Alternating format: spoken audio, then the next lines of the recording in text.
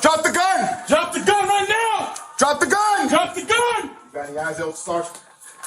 What's that? You got any eyes? I can't see the door. She's sitting right behind the bed. Yeah, she's on the other side of the bed. Oh, I think It's a black revolver. I said a visitor. Drop the gun! Just drop it! Just put it on the ground and slide it away from you! Drop the gun! Watch out, watch out, watch out, watch out. We got time. Back up. We got time. We got time. We got nothing but time, guys.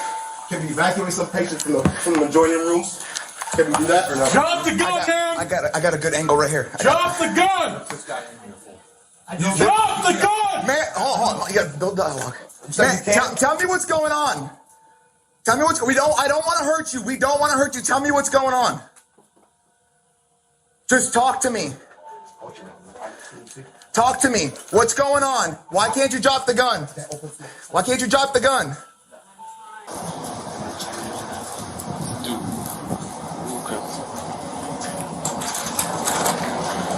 That very tense, loud exchange outside of a hospital room in Daytona Beach resulted in that old lady being wheeled out, as you saw, with zip-tied cuffs on her in a wheelchair. This is odd.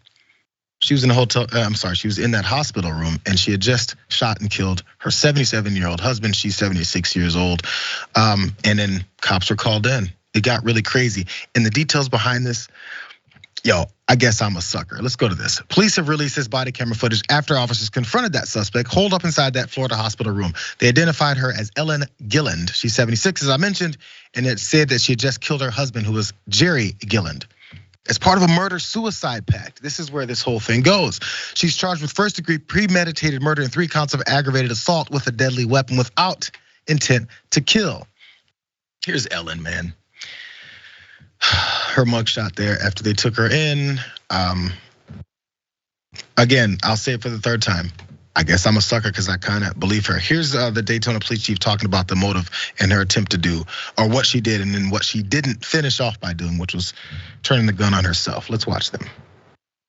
Apparently, because he was terminally ill, they had a conversation about it, and they actually planned this approximately 3 weeks ago, that if he continued to take a turn for the worse, that he wanted her to end this. Initially, I think the plan was a murder-suicide, so she killed him, and then she was going to turn the gun on herself, but decided she couldn't go through with it. Very normal human response, you would think. She didn't go through with it, but there was apparently a murder-suicide pact. I've seen some people comment and go, I hope she has this written down or recorded or something with her husband saying this, because as you can see, she's up for all these charges. She's got an arraignment scheduled for the 14th of next month to get this whole thing figured out, but it's not looking very good for her. I don't know, am I a sucker? Am I a sucker, Ben? Am I the wrong one on this? I'm willing to believe that, but when it comes to terminal illnesses and a couple has probably been together for 50 years or so, I can see it.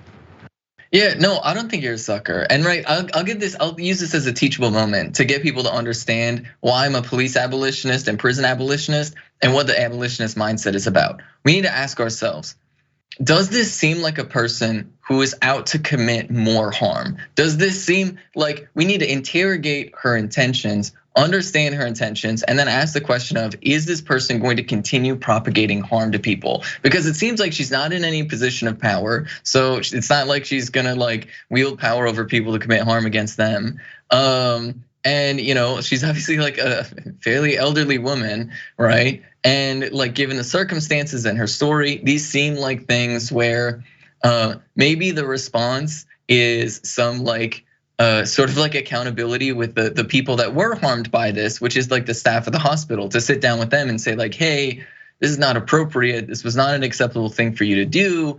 While also on the other hand, getting some support where it's hey, if you're feeling suicidal or something, maybe you need to sit down with somebody to help take care of you, because even though you're 77 years old, you can still live a very fulfilling life. And so explaining all of these things, because I think we recognize the inhumanity of putting somebody in a prison, especially somebody who is 77 years old. We all know what happens in prison. We all know it's a horrific torture factory. And so whenever you see an incident, we need to sit down and ask, what is the root of the harm that was caused?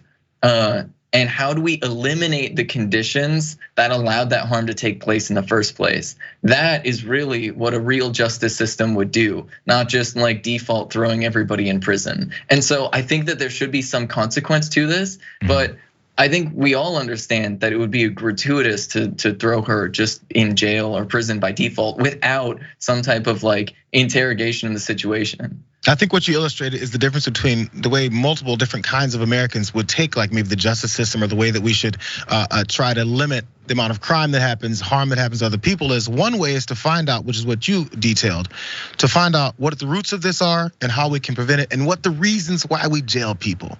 And many folks believe the reasons we jail people is for revenge, for punishment, so we can stick it to them and go, ha, look what you did. And we say it's for crime reduction and doesn't really tend to do that. And the other side just wants that, it's a retaliatory figure. And if something happened to my family member, I would feel the same way. It's a human nature response. We have to think above that.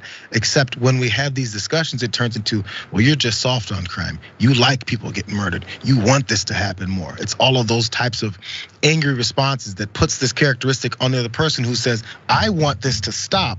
This is the approach I think we should take. And the other side gives theirs. There's no trust between those two thought processes. And maybe one doesn't think it all the way through. That's just my opinion.